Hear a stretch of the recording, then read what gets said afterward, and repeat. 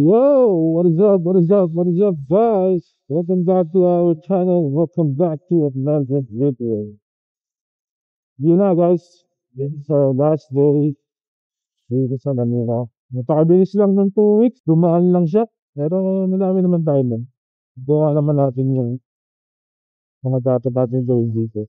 So ngayon, labas lang tayo. Ikot lang ako sandali. Dito sa DF. Sa konting errands. So nag-i-back na rin tayo. Yun ang pinakamahirap pagpabalik. Paano mo pagkakasyahin yung mga dala mo? Gawin natin si GPS 300. Dito lang naman tayo sa BF. Hindi na tayo takbong busog lang as always. Subukan natin pick upin yung sticker ni Mike Bonac. Mga nag-comment dun sa video natin sa Marilaki about dito sa ilaw na itong GTS. Bali ano siya, retrofit siya. Kalimutan ko yung pangalan. Pero nilagay ko dun sa isang comment yung gumawa ng retrofit ata. So far, okay siya. Medyo maliwanag siya sa gabi, lalo na pag walang ilaw. Tulad na sa Marilaki, kitang-kita siya. So, sana lang, malalaman natin yan kung gaano tatagal yung retrofit. Kasi hindi naman lahat ng retrofit, alam naman natin yan lahat. Minsan yung sabi natutunaw yung lens, diba? Pero hopefully itong gumawa dito, okay naman. Kasi yung Raptor ni Tito Willie, pina-retrofit din niya, same sa gumawa nitong sa Vespa.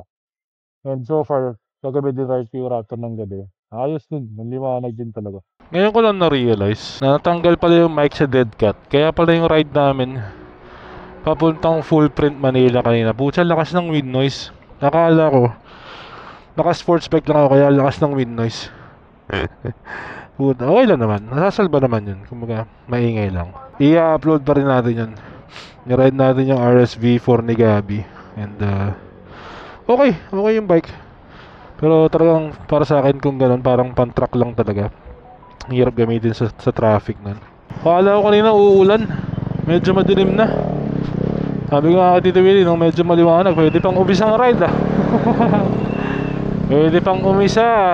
May miss ko rin tong traffic na to. Kahit hindi, pero yun sabi ko nga kasi sa traffic, iisip ka kung anong gagawin mong diskarte. Bukod sa pagiging alert, isipin mo, dito ba, kanan ba, sa kaliwa, sa gitna, diba? Pasok na tayo dito sa BF Resort. Ikot lang tayo doon sa simbahan na lagi kong iniikutan dito, yung Mary Mother. Nung high school ako, dito madalas umiikot.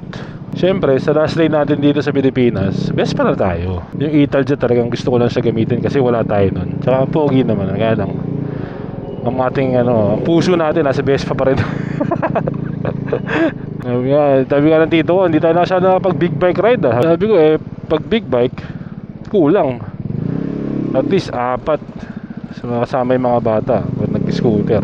Nakukulit pa naman ng mga bata. Nakukulit talaga mag-ride. Ngayon, daddy na nila kukulitin nila. Wala naman silang yan. Bihira na mga night ride sa gabi ng mga kids. Ngayon lang nag-night ride dyan kasi nandito ako. Yung daddy kasi ayaw na ng night ride dyan. Okay din naman kasi mag-ride talaga sa umaga. Mas nakikita mo ang paligid. Pero masarap din yung night. Inabot kami ng ulan sa Tagaytay. Actually silang inabot ko ng ulan ng isang araw, isang gabi. Hindi ko alam kung anong maunang i-upload, ito o yung Tagaytay ride namin kasi medyo mahaba yun Pero i-upload ko yun. Inabot kami ng ulan. So naka-experience yung mga bata ng wet ride, foggy ride, night ride. So magandang experience sa kanila yun. Dito tayo sa loob ng BF Resort. Meron tayong mga subscriber dito. Shoutout sa inyo. Si Omar Solo dito bumibili ng merienda yan sa BF Resort. Dami na rin iba-ibang kainan dito sa loob Coffee shop, kainan, iba-iba. So na sanang dumaan sa daddy ngayon, kaya lang dito sandali lang yung daan, kaya lang hindi pwede motor dun sa dinadaanan. So bukas na lang siguro bago punta ng airport. Naghahanap lang ang alis ng bahay. Nagtumunog yung Grandia. Parang putya, parang naka-remap to Potato Corner. Sobrang daming potato corner. Halos bawat corner na may potato corner. Okay, yung dashboard ni digital na digital yun, sa loob ng kotse oh. May camera oh. Kita ba tayo dun sa camera? Kita siguro tayo dun. Traffic naman, ano meron? ISO traffic. Mali yung oras ng pasok natin dito. Dito tayo, may barikada. Civic humps. Dito maraming humps. Pero dun sa isang street na nadaanan ko na isang araw, parang na-flat na lahat yung mga humps dun eh. Ewan ko, siguro pa-less ng traffic para tuloy-tuloy yung flow ng auto.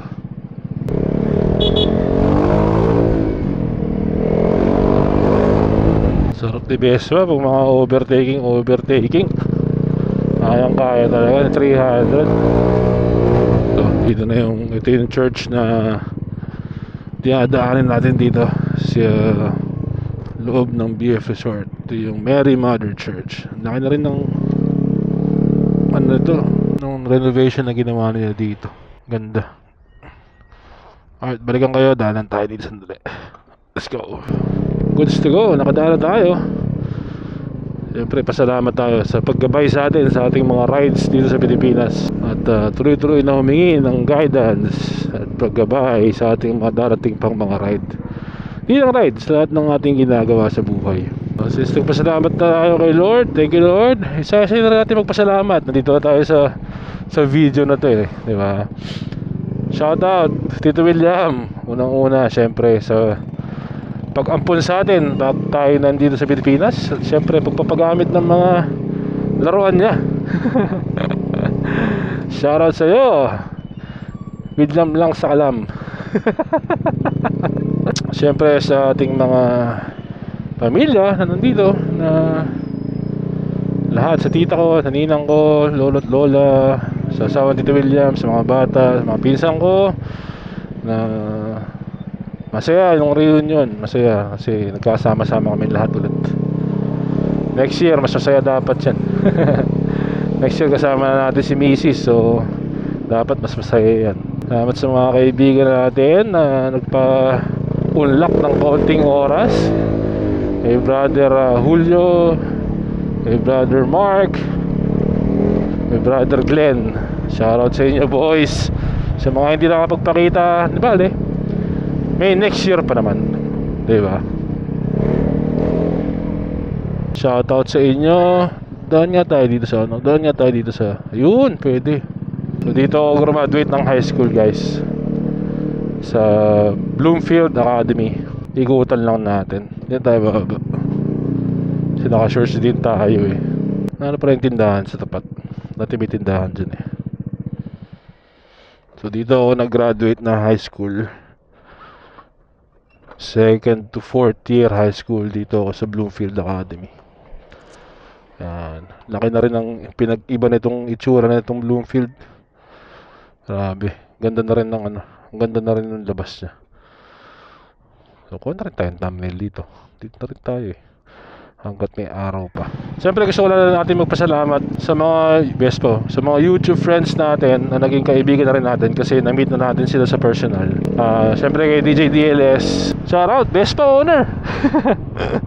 Sa pag-imbita sa atin sa Christmas party and sa pag-organize ng Marilaki ride natin. Maraming salamat. And sa DJ DLS riders na na-meet natin sa Christmas party at sa ride sa Marilaki, maraming salamat sa inyo. Hindi ko lang kayo maisa-isa. Ang naalala ko lang so far is yung mga nasa ride. Kay Mr. Soprano, BSR, Sir Philip, Sir Mark, Tito Poch, puti, prima. Kay Andrew, kay Al, kay Lloyd. Sino ba yung mga kasama natin dun? Basta pag may na-miss akong pangalan, sorry. Pasensya na. Ang dami rin kasi natin eh, di ba? So shoutout sa inyo, maraming salamat sa may init na pagtanggap sa uulitin.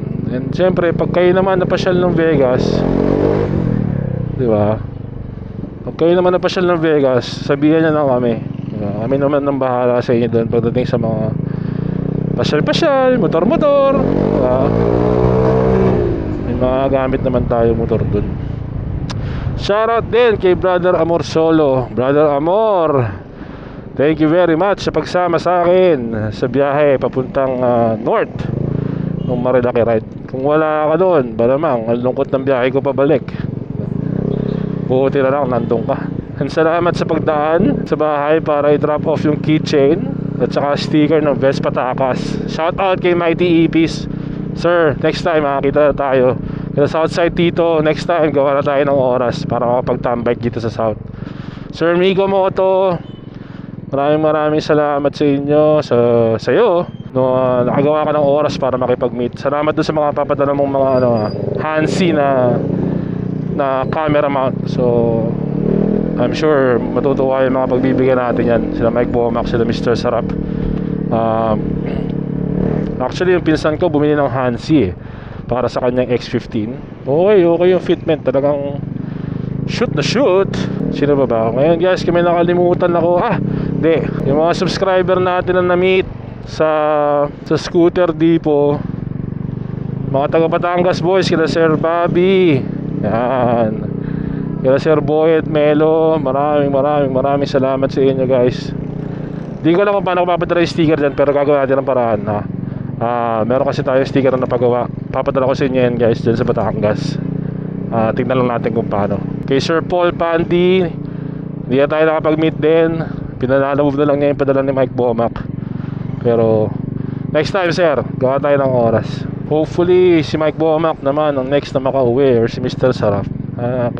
Kailangan niya may experience to. Masaya. Siyempre kay Henry at saka kay Gabi guys, practice pa, diba? Mag-unahin ng kulit, practice muna. Para din sa inyo yan. Sit time. Konti na lang yan, nakakapagmotor na kayo, diba? So makinig, pag may nagtuturo, mga matagal na namumumotor, makinig kayo. Kasi para sa inyo rin yan, di para sa kanila, di ba? Para iwas aksidente. Alam naman natin ang pagmotor talaga risky yan, di ba? Paulit-ulit na namin siya sabi yan, risky talaga ang pagmotor. Kaya lang, kung alam mo yung ginagawa mo, nag-iingat ka, kahit paano mababawasan yung risk ng aksidente. Pero aksidente, hindi mo talaga masasabi yan. Pero wala, iba talaga masarap talaga magmotor Basta seat time lang. Kung maayon yung bumalik ulit sa racetrack para mag-track, mas okay, di ba? Rush hour gaming. Dahil pa rin talagang hindi nag-helmet no? Hirap dyan kasi ulo yan pagka kahit yung nakatigil ka, tumumba ka, tas nabagok ka, di ba? Kaya kung may helmet, safe ka. Pero wala, ganyan talaga mga kasanayan dito. Shoutout din sa Euro Decals. Nakapagpa last minute tayo nang gawa ng sticker. Tsaka yung kay Mike Bomac, mamaya daw 7 PM goods to go na. So kukunin natin yung sticker ni Mike Bomac.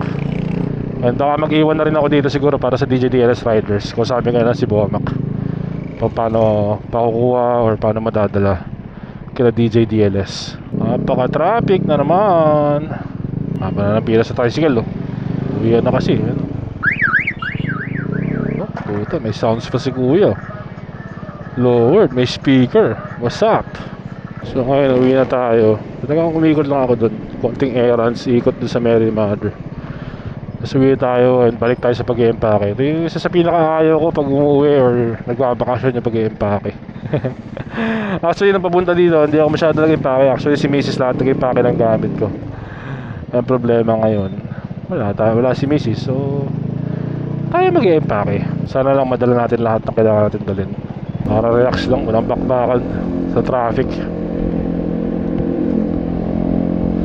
Again guys, kung may nakalimutan lang akong i-shoutout, pasensya na po. Pero alam nyo kung sino kayo, sino yung mga nakasama natin dito sa Pilipinas, sa mga nakaride natin. Ducati Club South, shoutout sa inyo. Congratulations sa 4-peat na Best Muse. Ayos yan sir. Dapat next year matik na. And sa next year makaride ko kayo ng mas madalas-dalas ng konti. So we'll see. Siyempre kay Tita Weng, di ba? Sa asawa ni Tito William. Tita, shoutout sa'yo kasi pinayagan mo yung mga anak mo magmotor. Ako, di ba, minsan nakakaba-kaba pero ayos yan, okay naman yung mga bata magmotor eh, konting practice lang yan, goods na yan. Sarap mag-ride, sarap di umulan. Sayang talaga yung vlog natin kanina sa RSB4, no? Nakalabas pala yung mic kaya pala maingay. Pero okay lang, i-upload ko yun kahit maingay. Sarap ng takbuhan ng RSB4 kanina eh. Solid yun sir. Bakal. Ingat kayo dyan guys sa mga ganyan, yung mga bakal. Dulas yan lalo pag basa. Sipin mo yun, magbabangking ka tapos may bakal sa kalye, di ba? Parang napakahirap naman nun, lalo kung basa. Ingat lang tayo. Huwag bira ng bira.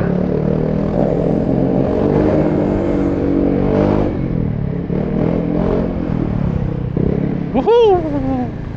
Pasok na pasok. Alright guys, nakabalik na tayo dito sa bahay. Malapit na tayo sa bahay. Again, sa lahat sa inyo, maraming salamat sa mga bago nating subscribers. Medyo maganda yung akit na subscribers natin nung nandito tayo, pati ng views. Maraming salamat sa inyo. And sa mga dati pa nating subscribers, shoutout sa inyo sa pagstay, sa hindi pag-alis, sa pagtambay, sa pag-antay ng video.